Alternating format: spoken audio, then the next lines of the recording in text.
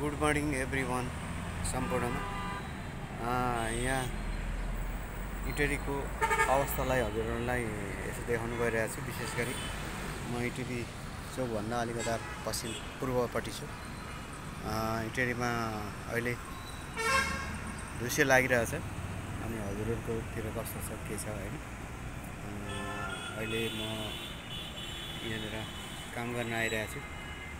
काम गर्न पर्ने स्थिति हो र हाम्रो स्वास्थ्यको लागि काम गर्न जरुरी पनि छ।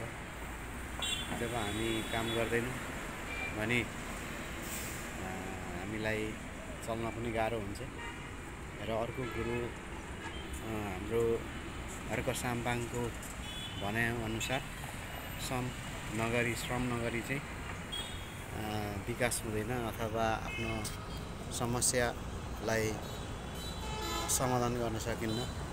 परिपूर्ति गर्नको लागि चाहिँ श्रम गर्न पर्यो भन्ने त भनाइ छ, जसको उद्देश्य अनुसार पनि हो।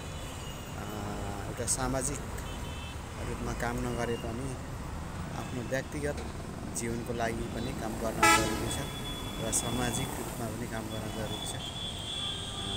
र हजुरहरूलाई मैले यहाँ इटरीको अवस्थालाई पनि अलिकता देखाउनको लागि चाहिँ म काम गरेको ठाउँबाट यसो टाइम पास गर्दैछु र यस्तै अवस्था छ इटरीमा।